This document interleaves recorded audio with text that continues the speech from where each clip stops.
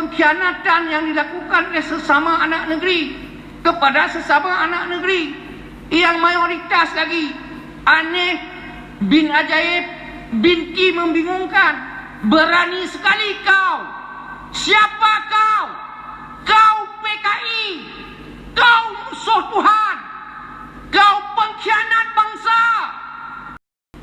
Berkaitan dengan ulang tahun kemerdekaan Republik Indonesia ke-75, ya lebih baik kita mengklaim peringatan 17-an tiap tahun diingat itu sebagai tanda syukur kepada Allah Subhanahu wa taala. Kita bersyukur ditambah-tambah rahmatnya. Apabila kita tidak bersyukur adalah tunggu azab Allah. Mungkin banyak arti syukur. Syukur diantaranya adalah menempatkan rahmat Allah pada tempatnya. Jadi apa dasar kita mengaitkan kemerdekaan ini dengan rahmat Allah? Jadi kita kembali kepada pembukaan Undang-Undang Dasar 45.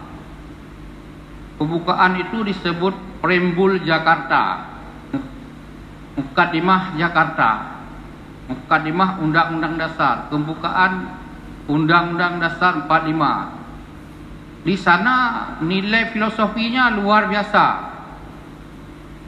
Di sana juga mengandung Pancasila. Tidak ada Pancasila di tempat lain. Kalau kita lacak, disitulah dia. Disitulah tujuannya kemerdekaan. Ada 4 alinea. Dan dia bahagia tidak terpisahkan dari Undang-Undang Dasar 45. Seperti jauh memang. Tapi inilah kita sebut dalam Al-Quran ada Muqaddimah, surat Fatihah. Surat Fatihah itu bahagian dari Al-Quran. Kita bukan membanding, tapi supaya mudah kita pahami. Jangan dianggap ini tidak punya makna. Jadi alinea pertama mengatakan bahwa sesungguhnya kemerdekaan itu ialah hak segala bangsa dan seterusnya. Alinea kedua kita tidak perlu baca. Alinea ketiga disebutkan atas berkat rahmat Allah yang maha kuasa dan didorong oleh keinginan luhur supaya berkehidupan kebangsaan yang bebas, maka rakyat Indonesia dengan ini menyatakan kemerdekaannya.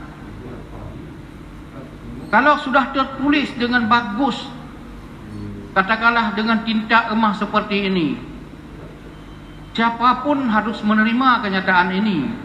Dan ditulisnya ini pun bukan mudah. Pada saat keluar ungkapan ini bertarung tokoh-tokoh bangsa saat itu. Jadi oleh karena itu mereka sadar bahwa benar kemerdekaan ini adalah rahmat Allah SWT. Maknanya apa? Ini kaitan langsung. Dan sebut Allah. Kalaupun ketuhanan yang Maha Esa itu diartikan juga Allah juga sama. Dia akan keluar lagi ketuhanan Maha Esa di alinea keempat. Jadi maknanya ini kemerdekaan itu rahmat Allah, patut disyukuri. Ini yang perlu kita ingat. Jadi kemudian daripada itu alinea keempat, tujuan kemerdekaan dan pembentukan pemerintahan Indonesia yang tertera dalam pembukaan Undang-Undang Dasar antara lain melindungi segenap tumpah darah Indonesia dan memajukan kesejahteraan umum, mencerdaskan kehidupan bangsa dan lain-lain. Jadi ini tujuan jelas. Tadi atas berkat rahmat Allah jelas.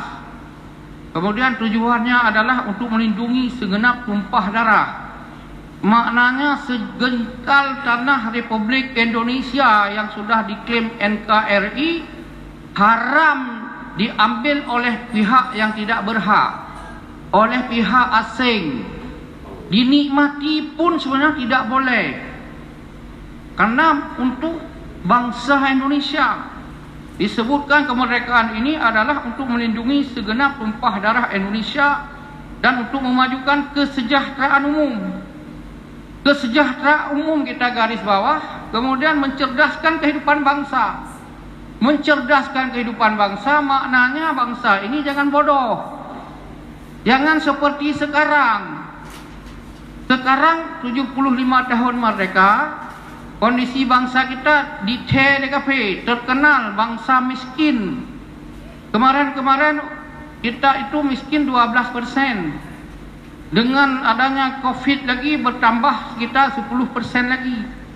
Jadi oleh karena itu sudah 20-an% hari ini orang miskin di negeri ini.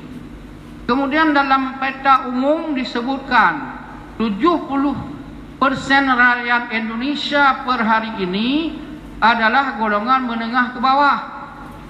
30% golongan menengah ke atas. 30% adalah yang tercerahkan, yang sudah standar hidupnya, golongan elit, golongan menengah, cukup-cukupan. 30% lebih sedikit daripada 70% rakyat Indonesia yang tidak jelas nasibnya, tidak jelas masa depannya, digolonglah sebagai kaum miskin. Tadi yang 12% di bawah garis kemiskinan, sangat-sangat miskin. Jadi pada usia Indonesia 75 tahun merdeka, masih ada per hari ini, kalau tadi bertambah sekian banyak lagi persennya dengan COVID, seimbang 75%. Bangsa ini masih miskin, masih belum ada kesejahteraan, masih ada kecerdasan. Itu kaitannya dengan pendidikan, kaitannya dengan kemiskinan. Mana itu duluan? Kata orang duluan miskin, kemudian bodoh.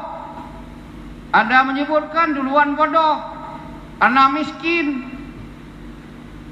Antara telur dengan ayam, kata ayam duluan saya, maka lahir telur. Kata telur, kalau tidak ada saya, dari mana lahir anak ayam? Jadi mereka bak mata uang dua keping, sebelah-sebelahan. Dan ini dengan dikenal Indonesia surga dunia, negara baldatun thayyibatun wa rabbul ghafur, jannah jannah jannah, qit'atun minal jannah, melimpah hasil buminya, melimpah hasil alamnya, melimpah semuanya.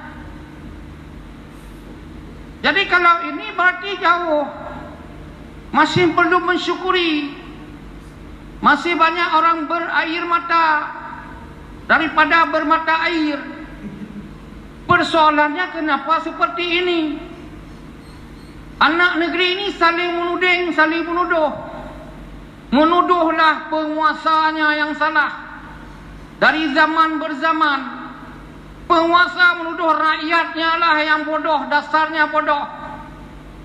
Dasarnya dijajah dulu, maka sepertilah watak para penjajah.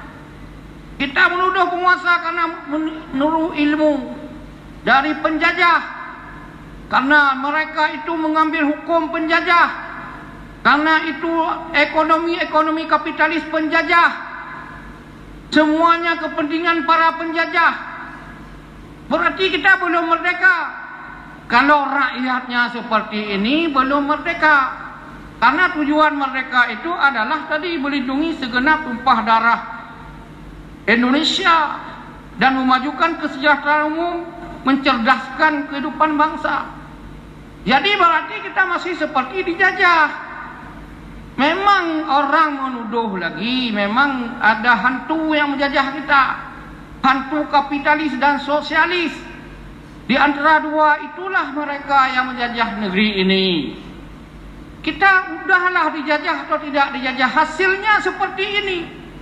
Tapi ada pakar mengatakan bahwa ini grand skenario, supaya orang Indonesia sengaja dibiarkan bodoh, supaya bangsa ini dibiarkan dia itu menjadi bagaimana kita sebut manusia tipe 0, supaya dikenal miskin, hingga bangsa kita puluhan juta menjadi pengemis, menjadi babu, menjadi budak.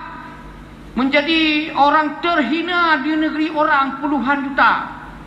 Pada saat yang sama bangsa asing diproses dengan cepat KTP-nya, sudah ada undang-undang orderan, diberi hak istimewa kepada mereka. Inilah pengkhianatan yang luar biasa dipamerkan oleh para pemimpin-pemimpin negeri kita hari ini. Bangsa kita ini adalah bangsa yang menderita. Dibiarkan bangsa kita seperti ini, pembiaran namanya. Dalam bahasa Aceh disebut binatang lamgli katembi susu, anu langdingku ikli dehaima. Anak bangsa lain kau sodorkan susu yang enak-enak, kau gelar karpet merah. Bangsa sendiri kau PHK-kan, bangsa sendiri kau kurung di rumah-rumah, kau larang ke sana ke sini. Ini kaum muslimin dalam kenyataan begini. Mau bilang apa kita? Mau bilang begini begitu, bangsa kita seperti ini. Dengan sistem pendidikan sekarang ini adalah pembodohan lagi. Itu ukuran Jakarta dijadikan ke ukuran di ujung negeri sana. Inilah pemimpin-pemimpin kita itu membiarkan bodoh. Membiarkan bodoh tidak mesti kamu bodoh, kamu kurung rumah, bukan. Dengan sistem pendidikan boleh membodohkan orang. Dengan model-model pembelajaran itu bisa juga. Makanya diberi masalah pendidikan kepada yang berhak. Nabi mengatakan wa iza wusidal amru, apabila diserahkan masalahnya li ghairi ahliha, li ghairi ahlihi, yang bukan ahlinya, fantadhirus sa'ah. Cukup menempatkan orang-orang yang tidak ahlinya. Itu pembiaran namanya.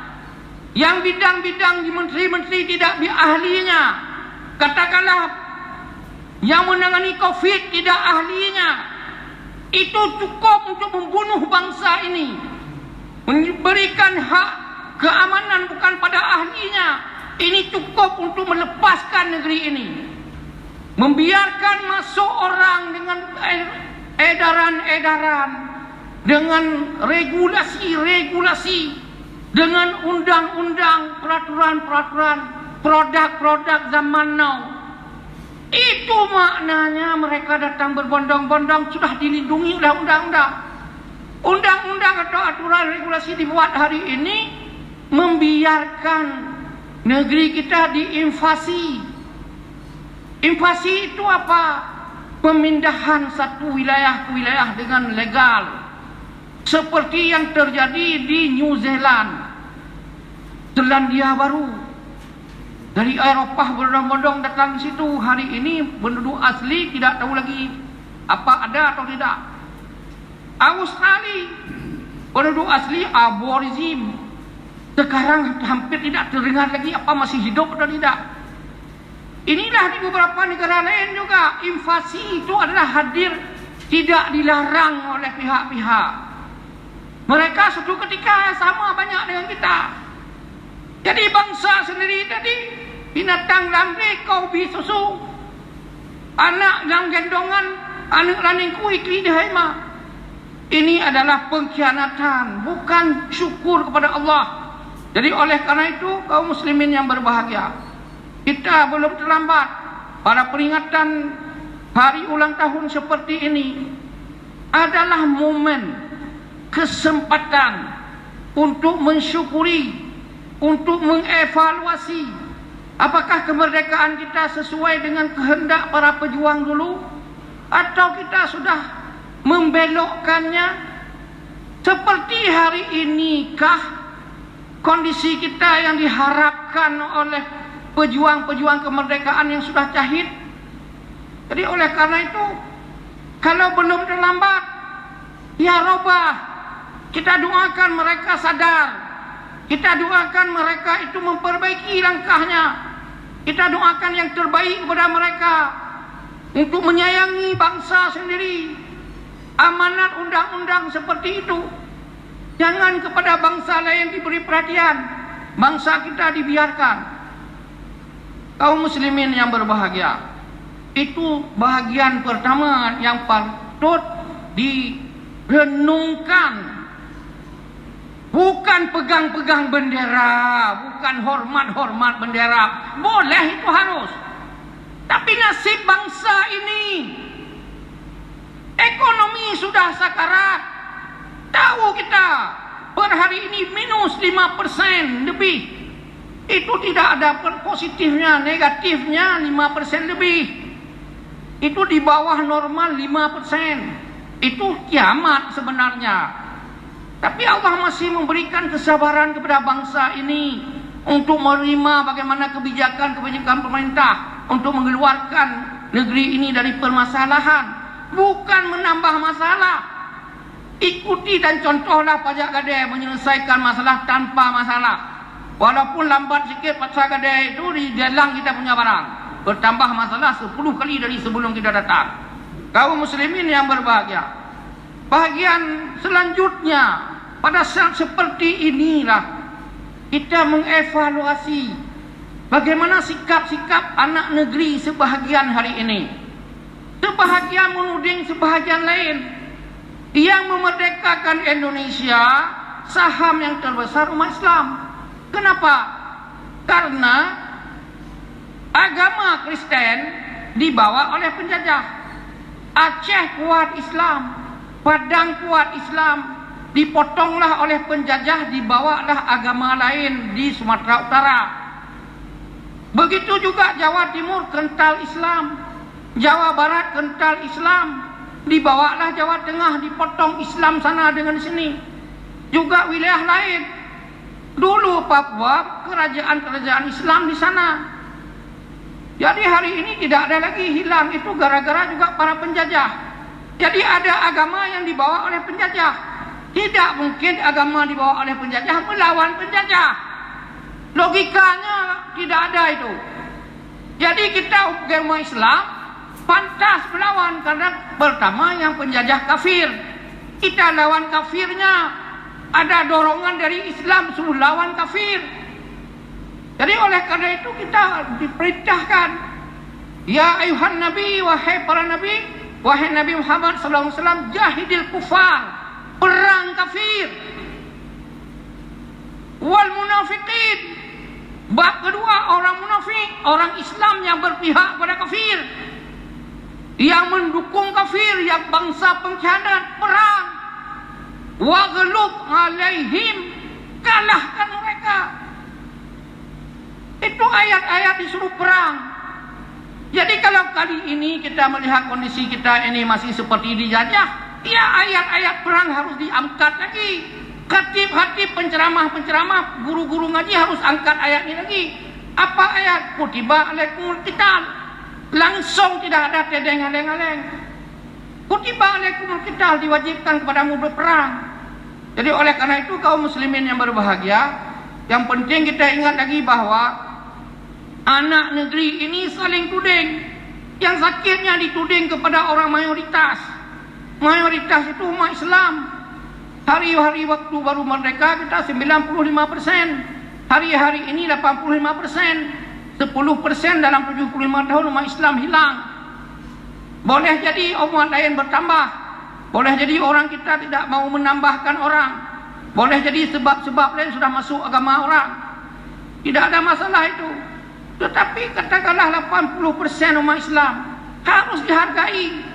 Kalau negeri ini masih negeri demokrasi. Negeri demokrasi, siapa yang banyak dia menang. Siapa yang banyak dia berkuasa. Hari ini yang banyak umat Islam yang serasa dijajah. Umat Islam terasa difitnah. Umat Islam dituding sebagai radikal.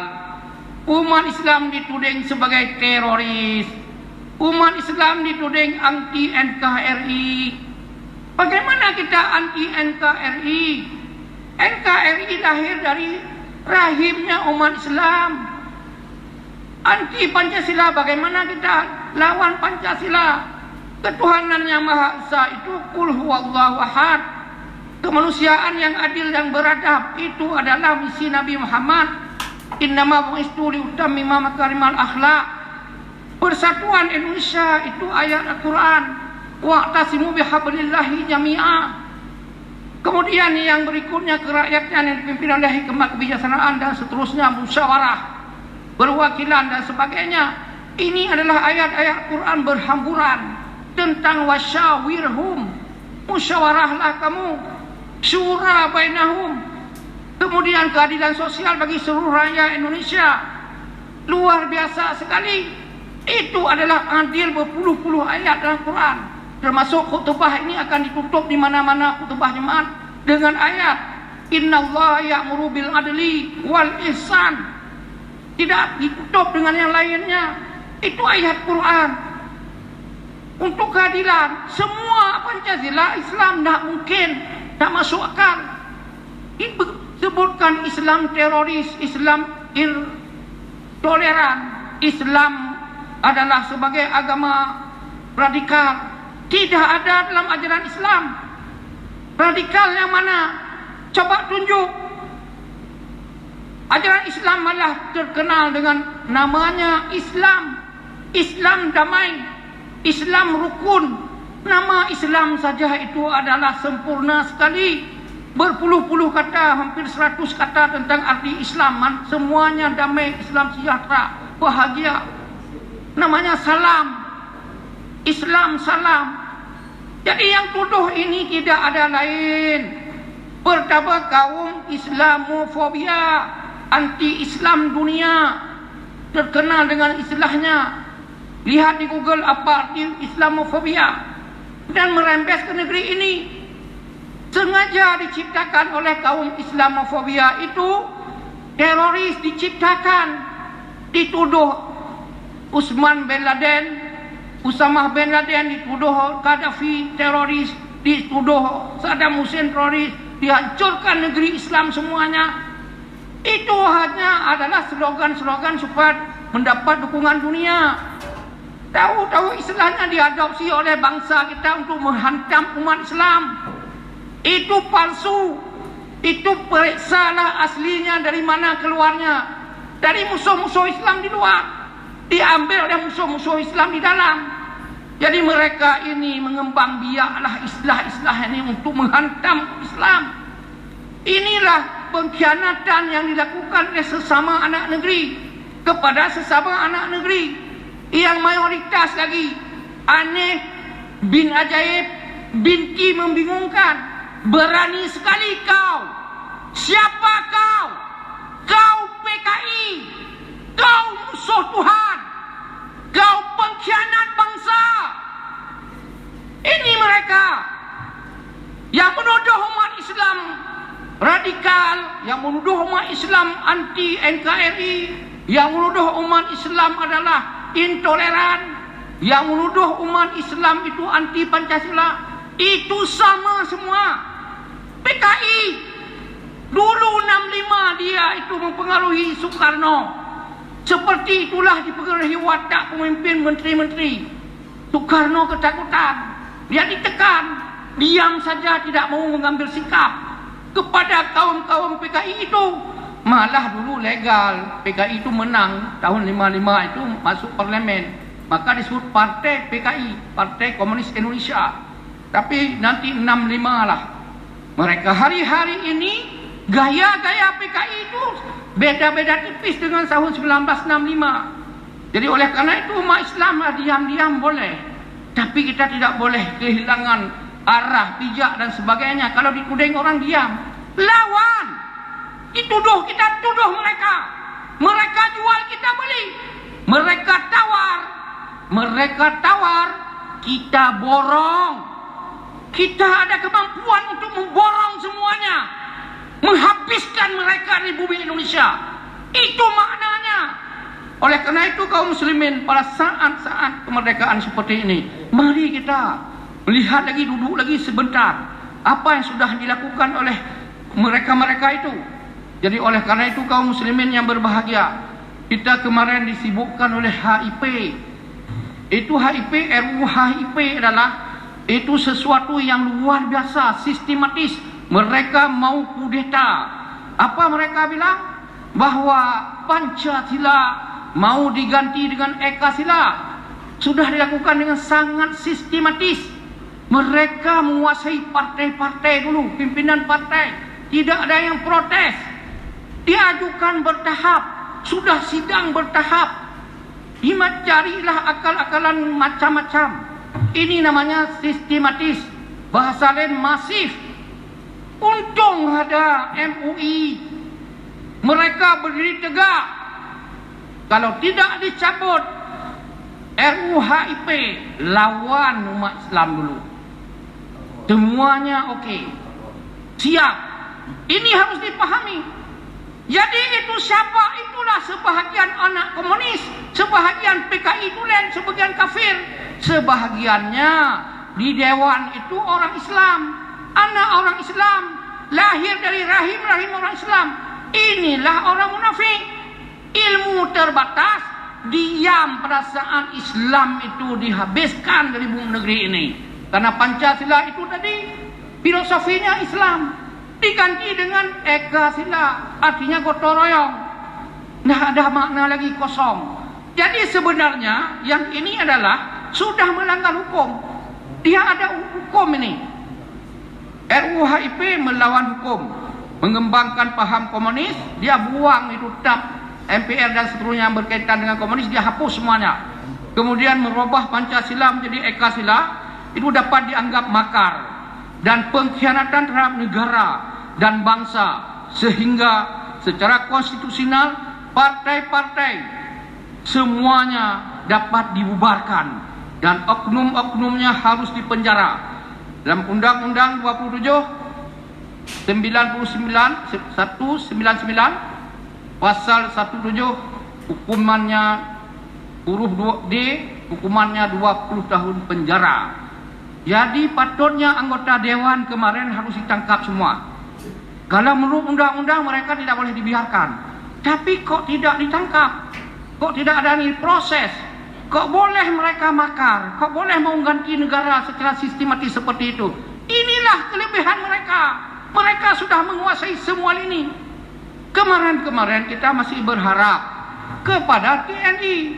Disitulah MUI pada salah satu poin yang ke-7 ditulis, kalau ada apa-apa tentang Pancasila, dipaksakan dan sebagainya, lapor kepada TNI.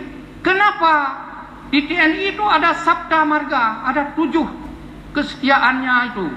Pertama, kami warga negara Kesatuan Republik Indonesia yang bersendikan Pancasila.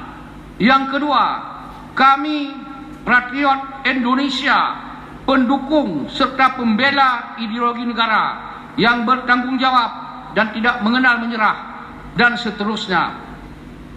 Juga dalam sumpah prajurit setia kepada NKRI berdasarkan Pancasila, undang-undang dan seterusnya. Tapi hari ini mereka itu membiarkan masuknya orang-orang pembawa penyakit COVID ke sini, yang membawa ideologi-ideologi baru ke sini.